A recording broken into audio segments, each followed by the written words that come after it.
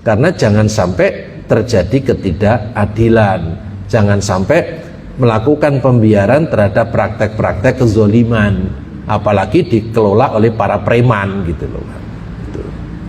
Kemudian kemiskinan juga begitu. Kita sekarang sedang menyaksikan kemiskinan itu jadi proyek sekarang ini, Pak. Karena itu kemiskinan dipelihara, Pak. Dirawat, kemiskinan dirawat untuk apa? Untuk melahirkan proyek bansos. Tapi ketika proyek bansos muncul, nggak disalurkan kepada orang miskin. Jangankan miskin, sudah nyata-nyata ada bencana alam yang membutuhkan bantuan, itu dikorup, Pak. Pandemi itu berapa yang dikorup itu, Pak? Sekarang Sumatera dan Aceh berapa yang dialihkan ke tempat-tempat yang tidak pada tempatnya itu? Karena itu nggak ada sejarah mengatakan Nabi Plonga-Plongo itu nggak ada. Nabi itu cerdas dan bukti kenabiannya itu ada, namanya mukjizat. Lah, bukti orang cerdas itu ada buktinya, namanya ijazah.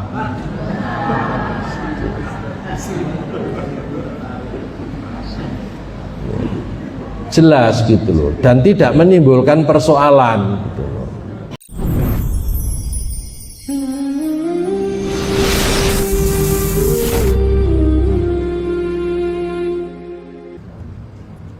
Assalamualaikum warahmatullahi wabarakatuh.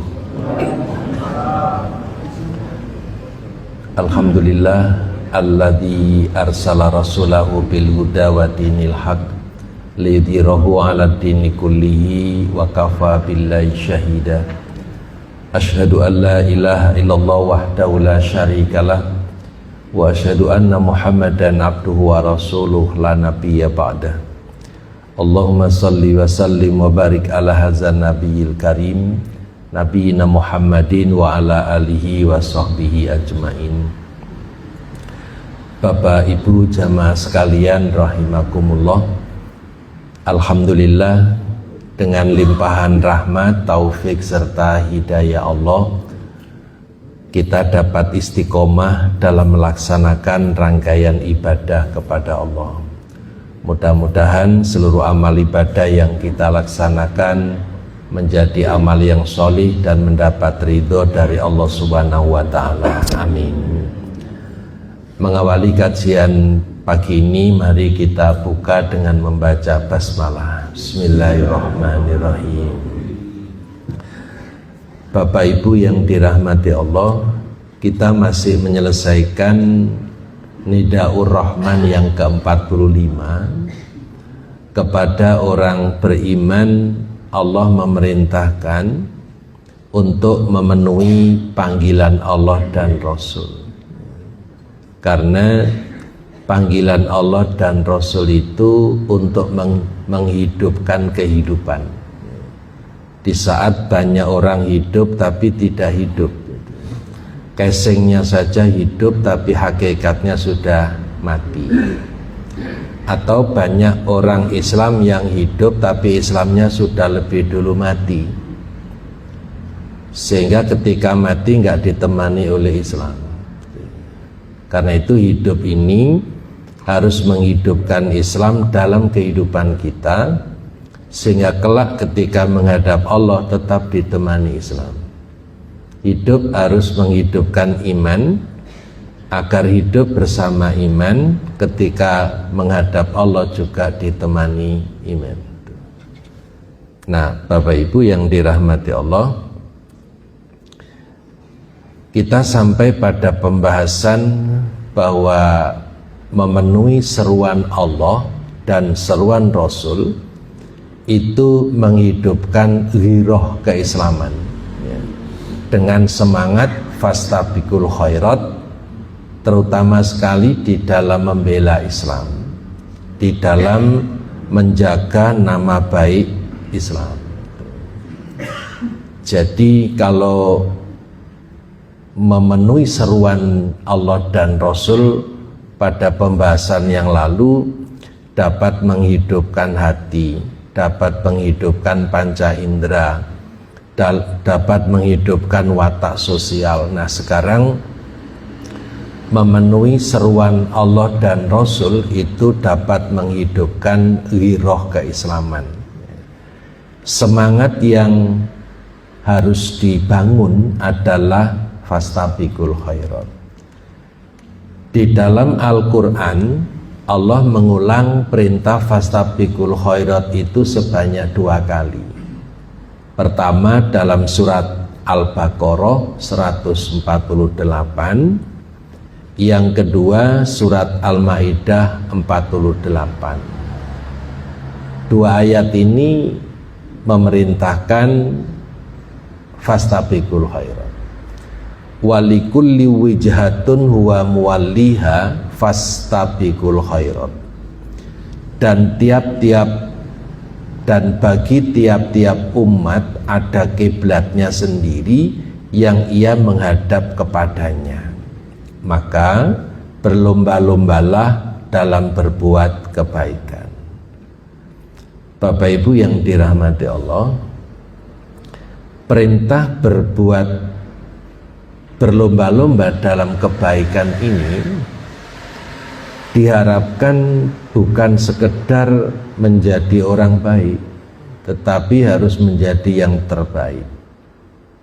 Semangat lomba itu harus dimodali dengan mental juara, sehingga tidak sekedar ikut lomba tetapi memenangkan lomba.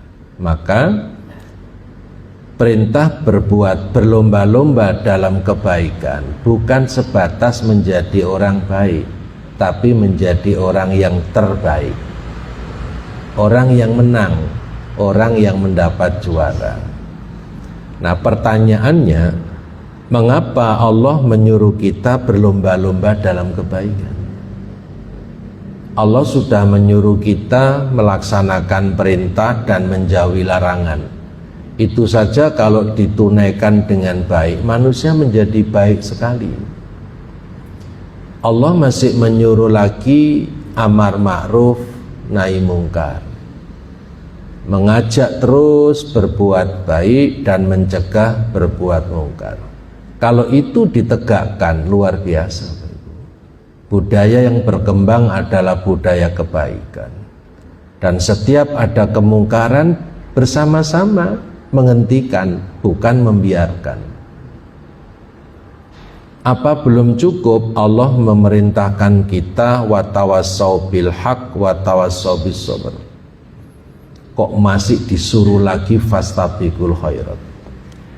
Nah, Bapak Ibu yang dirahmati Allah, perintah fastabiqul khairat itu agar menjadi yang terbaik. Melalui apa? Dengan perintah fastabiqul khairat, hidup ini tidak minimalis. Dengan berlomba-lomba dalam kebaikan, amal ibadah kita itu tidak minimalis. Misalnya, kalau kita melaksanakan sholat fardu 5 waktu, itu nilai fastabiqul khairatnya belum muncul. Tapi kalau kemudian kita lengkapi dengan sholat-sholat sunnah rawatib, qobliyah dan ba'diyah, ada sholat-sholat sunnah tahiyatul masjid, syukrul wudhu, sholat malam, sholat duha. Nah, disitulah nilai fastabiqul khairatnya muncul. Karena kalau sholat hanya sholat fardu, itu baru melaksanakan kewajiban pokok, belum ada nilai tambah. Nah, nilai tambahnya itu harus dimotivasi dengan fastabiqul khairat. Apalagi sekedar sholat. Kalau sekedar sholat, yang penting lepas kewajiban, itu nilai fastabiqul khairatnya belum muncul. Nah, semakin tinggi nilai fastabiqul khairatnya kalau sholat yang ritual itu terwujud dalam spirit kehidupan. Jadi antara ritual dengan spiritual itu beda. Kalau ritual itu cenderung ibadah-ibadah yang rutin dikerjakan. Nah, Namun kalau spiritual, nilai-nilai ibadah itu diimplementasikan dalam kehidupan sosial. Karena itu nyambung. Nah, inilah fastabiqul khairat. Jadi tidak hanya sekedar sholat 5 waktu terus selesai itu, tetapi punya tanggung jawab moral bagaimana nilai sholat itu terwujud dalam kehidupan nyata. Makanya Allah menyatakan inna sholata kanat alal mu'minina kitabam mauquta. Sesungguhnya sholat itu diwajibkan kepada orang-orang beriman dengan waktu yang telah ditetapkan. Tidak sekedar waktu sholat itu diindahkan, tapi kurun waktu sesudah sholat dari zuhur ke asar itu akan menjadi waktu-waktu yang berkualitas. Itu baru fastabiqul khairat. Agar waktu antara zuhur, asar, maghrib, isya itu berkualitas, maka sesudah sholat tidak berbuat keji dan mungkar. Sehingga inna sholata tanha anil fahsya wal mungkar otomatis terwujud di situ. Itu sholat. Ibadah yang berhubungan dengan harta agar tidak minimalis.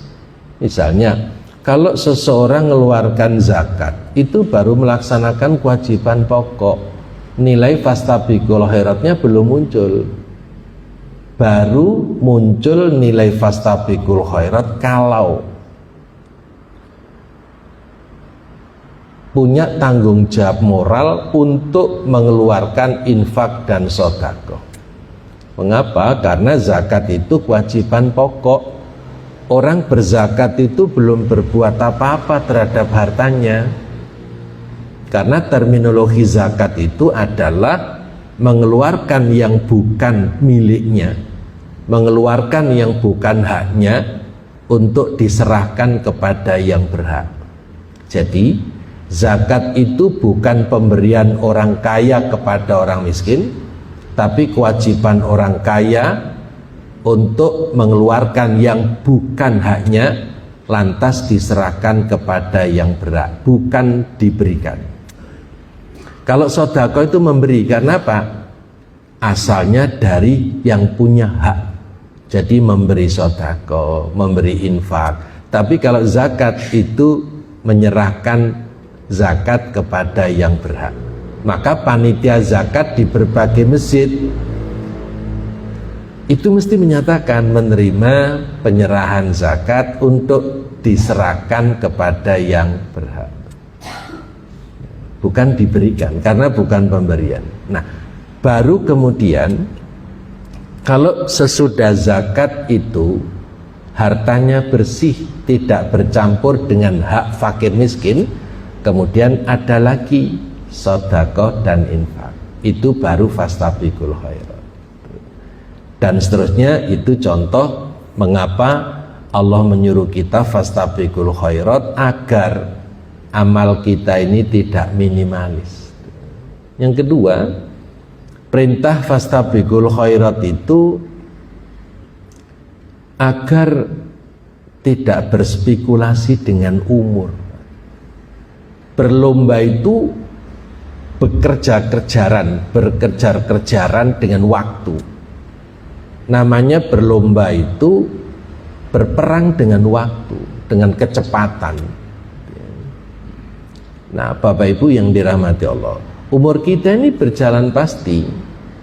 Jangan sampai jumlah umur lebih banyak daripada amal. Mestinya amal lebih banyak daripada umur, itu idealnya. Sehingga apa? Umur kita ini tidak berhenti umur biologis, tapi umur substantif. Umur biologis itu ya setelah kita meninggal sudah. Tapi kalau umur substantif seperti Rasulullah, umur biologis beliau itu cuma 63, tapi umur substantifnya beliau itu khotamul anbiya wal mursalin. Beliau itu penutup nabi dan rasul. Berarti apa? Umur beliau itu sampai hari kiamat. Memang secara biologis umur beliau cuma 63 tahun, tetapi umur substantifnya itu sampai hari kiamat, Pak. Nah, kita juga harus meniru itu, Bapak Ibu.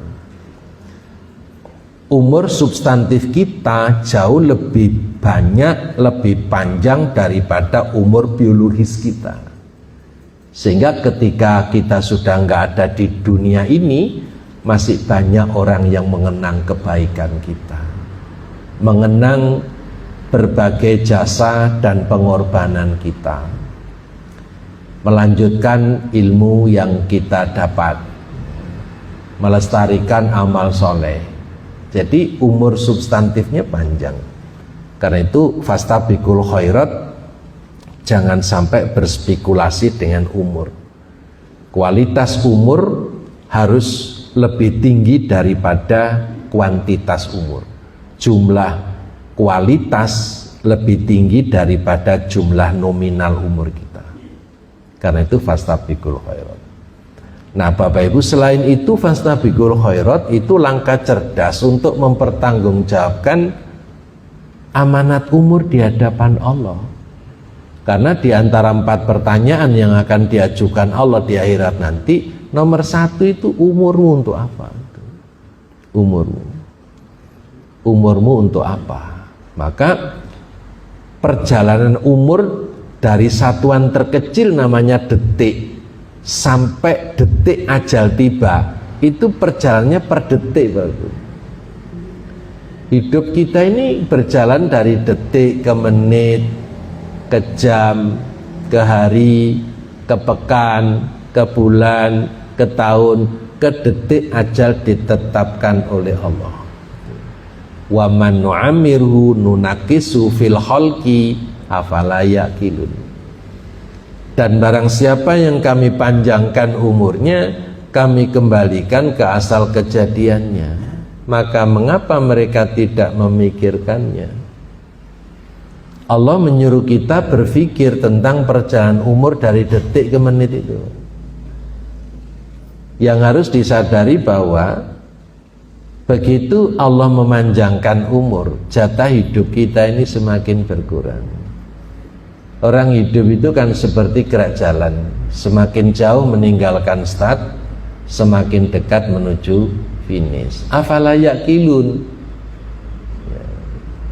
Pertanyaan Allah ini sebenarnya tidak membutuhkan jawaban yang bersifat argumentatif dan retorika, tapi membutuhkan jawaban nyata. Jawaban nyatanya apa? Ya, setiap detik umur yang kita jalani ini harus diisi dengan amal soleh, semangatnya fastabiqul khairat itu. Kembali ke sini. Ya, karena itu kita mesti berlomba dalam kebaikan untuk ngisi umur yang berjalan pasti dari detik ke menit itu, menuju detik ajal ditetapkan Allah. Nah, barang siapa yang kami panjangkan umurnya, kami kembalikan ke asal kejadiannya, orang itu bertambah umur, nunakisu fil khalqi, bertambah umur, semua anugerah Allah itu dikurangi, Bapak. Ya, kesehatan menurun, kekuatan menurun, tambah usia itu ya rawan, ya, rawan flu, rawan pilek, rawan batuk, ya, rawan masuk angin, mangan rujak kepedesan ya mules gitu ya. Ya, tambah usia itu diajak duduk sebentar aja sing selonjor, sing senden, sing pijet-pijet gitu. Ya kan? Ya itu memang sunatullah itu kita jalani semua, nggak ada yang dikecualikan oleh Allah, nggak ada, semua ngalami, Bapak Ibu. Jadi nggak usah risih kok sungkan selonjor, nggak apa-apa, selonjor itu gawati bayi itu, nggak apa-apa. Senden pun nggak apa-apa, nggak usah sungkan gitu loh. Kalau memang nggak bisa duduk di bawah, duduk di kursi juga nggak apa-apa. Ya, yang penting kan nggak bawa sofa saja ke sini gitu ya. Jadi ya itulah fastabiqul khairat. Jadi tambah umur itu semua dikurangi oleh Allah. Nah, dalam kondisi semakin berkurang itu apa yang harus kita lakukan? syukuri rahmat yang tersisa, hadapi realitas hidup apa adanya, dan lakukan kompensasi positif. Artinya umur boleh berkurang, kesehatan boleh menurun, tapi syukur harus meningkat. Ya. Sifat qanaah itu harus dikuatkan, nerimo bahwa tambah usia ini banyak problem. Apalagi tambah usia itu banyak konconya. Kolesterol itu konco setia kita, diabetes, hipertensi, asam urat itu, jangan lupa asam urat itu. Jadi tambah tua itu konco kita banyak, dan itu teman setia kita. Maka berdamailah dengan itu semua. Jadikan partnership kolesterol. Begitu hasil labnya di atas 200, waspada, jangan ngotot makan yang berkandungan kolesterol. Kalau asam uratnya sudah 8, ya itu teman setia kita yang memberi alarm. Ya, hentikan makan jeroan, seafood, kacang, melinjo. Ya, sudah 8, rujak terus saya itu. Ya, jadi harus kendalikan diri, dan itu alarm yang setiap saat mengingatkan kita. Nah, itu. Karena itu Bapak Ibu, dengan fastabiqul khairat itu diharapkan kita ini mengisi umur ya, dengan penuh tanggung jawab, agar kelak ketika Allah bertanya kita dengan mudah bisa menjawab. Itulah fastabiqul khairat. Karena itu ghiroh keislaman itu harus dibangkitkan lewat fastabiqul khairat. Sekarang bagaimana cara menghidupkan ghiroh keislaman? Menghidupkan ghiroh keislaman itu adalah proses berkelanjutan yang mencakup kesadaran teologis dan ideologis. Yang kedua, literasi keilmuan. Jadi jangan berhenti membaca, jangan berhenti di majelis taklim, jangan berhenti dialog, sharing, kolaborasi. Kemudian meningkatkan kedalaman spiritual. Kemudian kepedulian sosial ini nggak bisa lepas, lekat terus. Kemudian ada lingkungan yang mendukung untuk berkembangnya ghiroh keislaman itu. Andai kata lingkungan tidak mendukung, maka kita jangan larut dengan lingkungan yang ada. Tapi kita harus menjadi warna di antara lingkungan yang tidak kondusif itu. Dan yang keenam, aksi nyata yang transformatif. Nah, gairah yang sehat bukan radikalisme emosional, melainkan energi moral dan intelektual yang mendorong kemaslahatan umat dan bangsa. Jadi terus berkontribusi dalam kebaikan. Apapun suasana yang kita hadapi, jangan sampai radikalisme emosional. Nah Bapak Ibu, mari kita dalami satu persatu. Yang pertama, langkah efektif untuk mengembangkan ghiroh itu adalah memperkuat Islamic worldview, kesadaran pandangan hidup Islam. Jadi Islam itu harus menjadi pandangan hidup sekarang dan yang akan datang. Ghiroh keislaman berangkat dari Islamic worldview, yaitu cara pandang menyeluruh tentang kehidupan yang berlandaskan tauhid. Langkah praktisnya seperti apa? Satu, memahami posisi manusia sebagai Abdullah ya, dan Khalifatullah. Dua status ini di pundak kita Bapak Ibu. Sampai kapanpun kita ini tetap Abdullah, tetap hambanya Allah, selama kita istiqomah dalam beribadah. Karena tujuan Allah menciptakan kita jelas, wa ma khalaqtul jinna wal insa illa liya'budun. Maka kalau kita istiqomah mempertahankan posisi Abdullah, ya mestinya ya taat beribadah. Perintahnya Allah ditaati, larangan Allah dijauhi. Karena apa? Kita ini hambanya Allah. Yang menciptakan kita Allah, yang memberi hidup ya Allah, memberi rezeki Allah, anugerah apapun datangnya dari Allah. Karena itu pantas kalau menyembah Allah sehingga menjadi Abdullah. Maka akan mengalami anomali dalam kehidupan ini ketika semua datangnya dari Allah tapi tidak mengabdi kepada Allah, lebih taat mengabdi kepada setan, maka menjadi abdus syaiton. Lebih taat nuruti hawa nafsu, maka menjadi hambanya nafsu.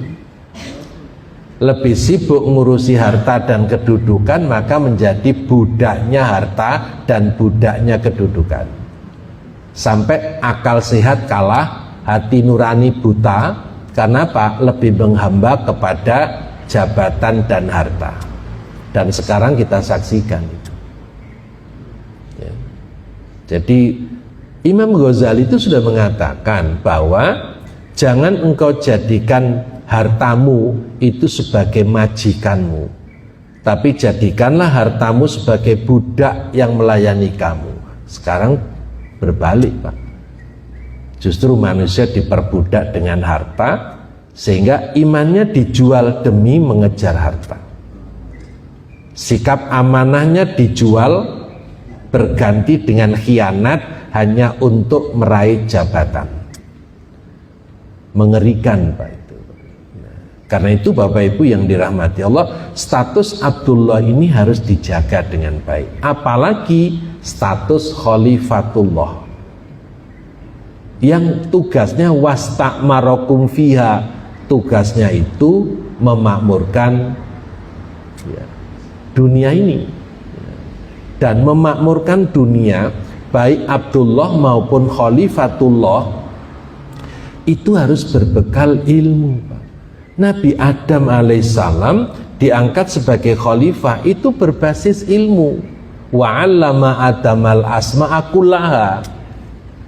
Dan Adam diangkat sebagai nabi pertama itu juga basisnya ilmu. Ditambah lagi para nabi itu punya sifat wajib, yaitu yang namanya fatonah, cerdas. Karena itu nggak ada sejarah mengatakan nabi pelongo-pelongo, itu nggak ada. Nabi itu cerdas, dan bukti kenabiannya itu ada, namanya mukjizat. Lah, bukti orang cerdas itu ada buktinya, namanya ijazah.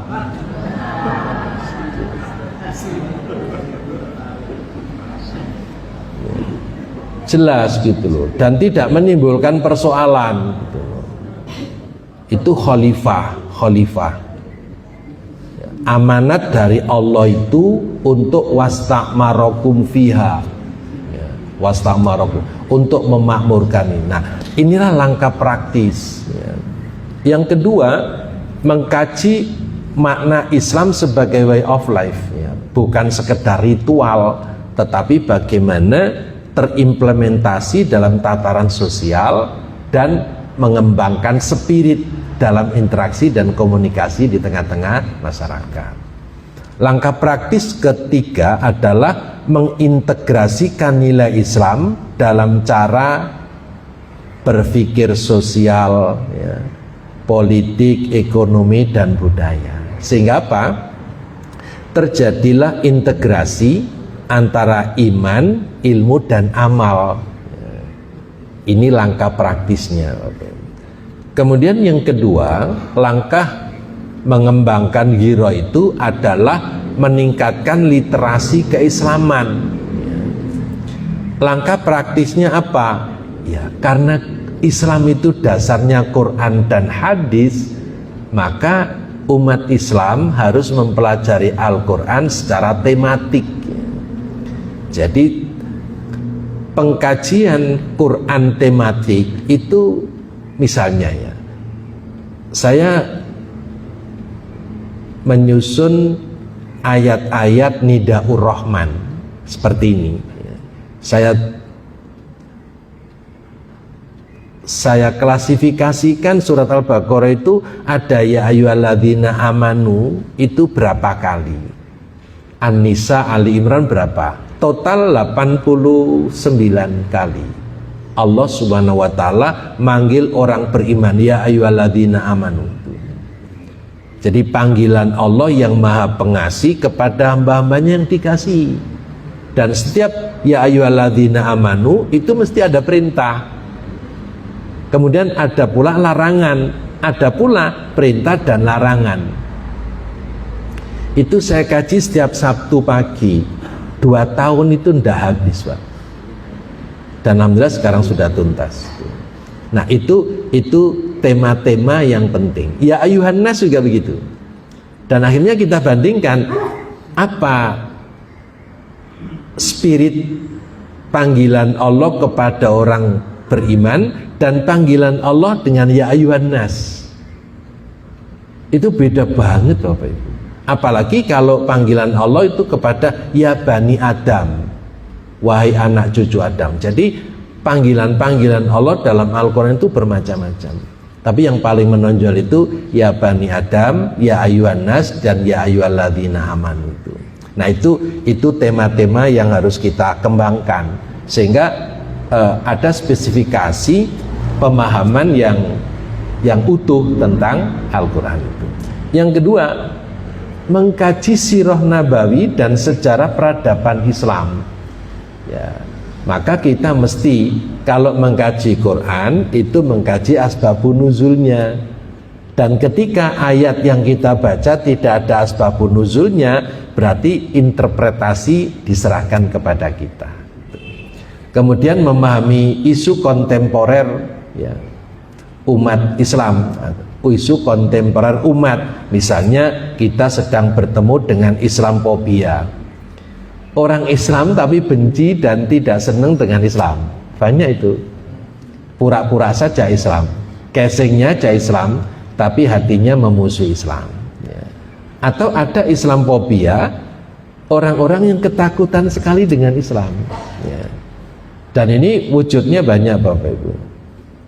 Kita sedang bertemu dengan isu kontemporer, yaitu apa? Krisis moral, defisit moralitas terjadi ya.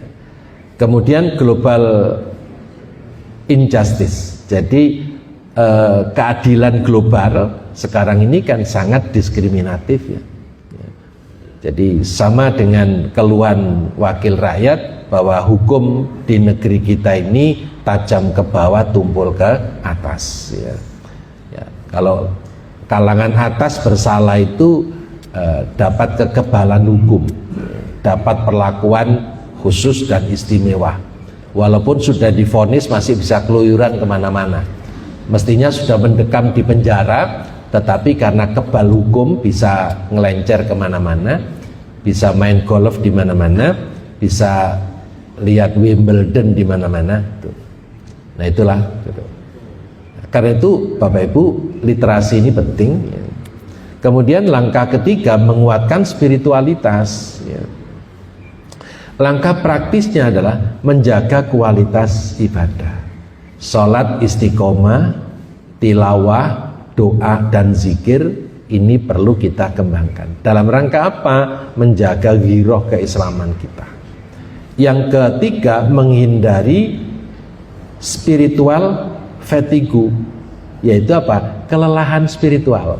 Jangan sampai ritual-ritual itu melelahkan kita sampai berdampak munculnya spiritual fatigue, yaitu kelelahan spiritual akibat formalitas ibadah. Misalnya ibadah yang amalan yang tidak diperintahkan malah diada-adakan ya. Tidak ada perintah Al-Quran, nggak ada perintah hadis, tapi diada-adakan. Akhirnya apa? Perintah yang formal dari Quran dan hadis tidak ditunaikan, justru yang tidak ada malah dibesar-besarkan. Ini akibatnya adalah mengalami kelelahan spiritual. Nah biasanya kelelahan spiritual itu muncul dari kemewahan spiritual. kemewahan spiritual itu semua serba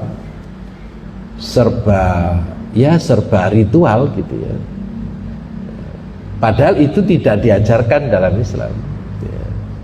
Nah, Bapak Ibu, atau gini, kemewahan spiritual itu kadang-kadang semua serba insya Allah, semua serba qadarullah, semua serba subhanallah, tapi tidak pada tempatnya gitu. Contoh Bapak ya, jamaah sekalian yang insya Allah dirahmati Allah. Lawang dirahmati Allah kok pakai insya Allah itu gimana? Ya kan? Itu insya Allah yang tidak pada tempatnya, itulah kemewahan spiritual gitu loh. Maunya sih baik tapi nggak tepat gitu loh.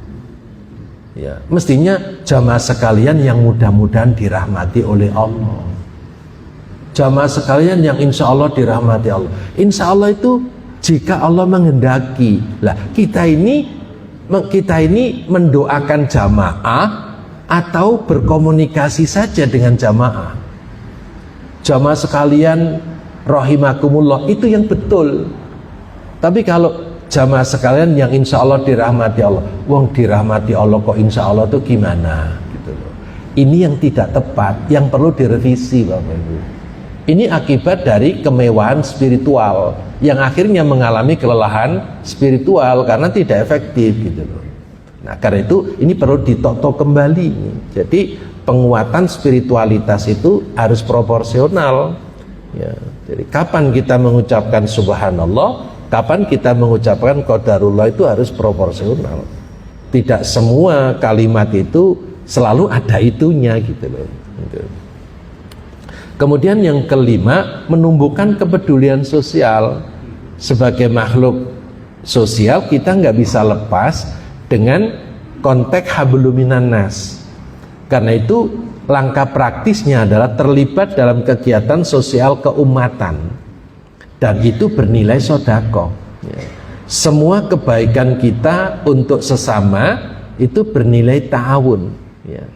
Kita sudah diperintahkan oleh Allah, wa ta'awanu alal birri wat taqwa wala ta'awanu alal ismi wal udwan. Mutlak itu Pak. Karena itu terlibatlah dalam kegiatan sosial keumatan tanpa menjadikan persoalan sosial sebagai panggung pencitraan.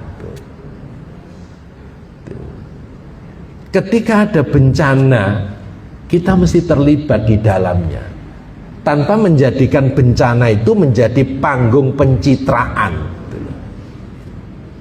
Itu yang penting. Jadi jangan membuat panggung-panggung untuk sekedar membangun citra, membangun opini, malah riak, pamer dan sia-sia. Amal ibadahnya lenyap seperti debu di atas batu licin, tersapu angin dan hujan, nggak ada bekas. Karena apa? Pamer, riak. Karena itu terlibat langsung dalam kegiatan sosial keumatan, bersih dari segala motivasi, nggak menjadikan tempat-tempat sosial itu menjadi panggung-panggung pencitraan. Kemudian responsif terhadap isu ketidakadilan, isu kemiskinan dan marginalisasi, peminggiran ya. Jadi orang-orang yang tidak sepaham disisi-sisikan, dipinggir-pinggirkan, dipersekusi, dikriminalisasi ya. Jadi langkah praktis untuk menumbuhkan kepedulian sosial itu respon ya, terhadap ketidakadilan. Harus melakukan pembelaan kepada mereka yang teraniaya. Ya, contoh kasus kita nggak tahu ya, nenek yang digusur rumahnya di Surabaya itu nenek siapa gitu loh. Kan semuanya bilang nenek, nenekmu tah gitu. Ya, siapa dia itu kita nggak tahu. Lantas kenapa digusur itu juga kita nggak tahu. Karena itu kita mesti perlu penjelasan itu. Tapi itu mengundang kita untuk ya merespon, karena jangan sampai terjadi ketidakadilan, jangan sampai melakukan pembiaran terhadap praktek-praktek kezoliman, apalagi dikelola oleh para preman gitu loh. Kemudian kemiskinan juga begitu. Kita sekarang sedang menyaksikan kemiskinan itu jadi proyek sekarang ini, Pak. Karena itu kemiskinan dipelihara, Pak. Dirawat, kemiskinan dirawat untuk apa? Untuk melahirkan proyek bansos. Tapi ketika proyek bansos muncul, nggak disalurkan kepada orang miskin. Jangankan miskin, sudah nyata-nyata ada bencana alam yang membutuhkan bantuan, itu dikorup, Pak. Pandemi itu berapa yang dikorup itu, Pak? Sekarang Sumatera dan Aceh berapa yang dialihkan ke tempat-tempat yang tidak pada tempatnya itu. Nah, ini nggak boleh terjadi, Pak, itu. Nah, kemudian mengembangkan empati lintas kelompok dengan nilai Islam sebagai dasar. Jadi, Bapak Ibu, empati, simpati, dan altruistik itu 3 sikap yang harus muncul dalam kehidupan sosial. Rasulullah itu sudah mengatakan begini kan, ma'aman nabi man bata sab'an wajaru jayun wa huwa ya'lamu bi. Tidak termasuk orang yang beriman kepadaku kalau semalaman tidur nyenyak karena kekenyangan, sedangkan tetangganya tidak bisa tidur karena kelaparan. Wa huwa ya'lamu bi, dia tahu tapi tidak mau tahu. Rasul sampai memvonis tidak beriman kepadaku, berarti kan ngingkari kebenaran Rasul. Siapa dia? Orang yang egois, individualis, hanya mentingkan kepentingan dirinya sendiri, yang digambarkan tidur nyenyak karena kekenyangan, sedangkan dia tahu tetangganya tidak bisa tidur karena kelaparan. Wa huwa ya'lamu bihi. Maka Bapak Ibu yang dirahmati Allah, empati, simpati, dan altruistik itu harus menjadi watak, ya, watak orang beriman yang terus melakukan fastabiqul khairat. Yang terakhir, membangun lingkungan yang kondusif, ya. Langkah praktisnya apa? Bergabung dalam komunitas dakwah atau organisasi keislaman. Ini alat yang paling efektif untuk fastabiqul khairat, ya. Menghadirkan figur teladan yang konsisten secara moral. Milih siapapun jadi pemimpin itu yang kompeten, punya moral tinggi, tidak asal pilih, ya. Yang ketiga, menciptakan budaya diskusi intelektual Islam yang sehat, bukan pokoknya, bukan apa katanya, ya. Pokoknya dan apa katanya itu menjadikan kecerdasan jadi tumpul, ya. Karena itu harus diasah dengan diskusi. Allah itu senang dialog kok. Allah itu kalau enggak memberitahu malaikat enggak ada masalah kok. Allah memberitahu, wa idz qala rabbuka lil malaikati inni ja'ilun fil ardi khalifah. Dan ingatlah ketika Allah berfirman kepada malaikat, inni ja'ilun fil ardi khalifah, aku hendak menjadikan khalifah di muka bumi. Nah, andai kata Allah enggak memberitahu malaikat, enggak masalah, wong Allah Maha Kuasa. Tapi mengapa Allah memberitahu kepada malaikat dan diinterupsi oleh malaikat? Qalu ataj'alu fiyya may yufsidu fiyya wa yasfikud dima wa nahnu nusabbihu bihamdika wa nuqaddisu lak. Malaikat interupsi, ngapain kau menjadikan khalifah yang kerjanya membikin kerusakan dan pertumpahan darah, sedang kami selalu bertasbih mensucikan engkau. Apa jawab Allah? Allah menjawab dengan sangat santun, tidak arogan, tidak sombong, tidak otoritarianisme. Jawabannya apa? Ini a'lamu ma la ta'lamun. Saya lebih tahu dari apa yang tidak kamu ketahui. Ngapain Allah menyampaikan keinginannya kepada? Karena Allah senang dialog, ngajarkan kepada kita untuk gemar dialog, musyawarah dalam menyelesaikan berbagai persoalan. Maka penguasa sekarang jangan otoriter, ya. Dapat kritikan malah dikeluarkan peraturan gitu ya. Itu tidak boleh mestinya. Harusnya membuka ruang diskusi, dialog yang cerdas, bukan gontok-gontokan seperti ya itu relawan-relawan yang cuman mengandalkan kebodohannya saja itu. Saya kira ini Bapak Ibu, terima kasih, mudah-mudahan kajian kita menjadi ilmu yang bermanfaat, dan mudah-mudahan Bapak Ibu sekalian diparingi sehat walafiat lahir dan batin, sehingga istiqomah di atas jalan kebenaran, dan mudah-mudahan akhir hayat kita meraih derajat husnul khotimah. Amin. Demikian, kurang lebihnya mohon maaf. Kita tutup dengan doa kafaratul majelis. Subhanakallahumma bihamdika asyhadu an la ilaha illa anta astaghfiruka wa atubu ilaik. Assalamualaikum warahmatullahi wabarakatuh.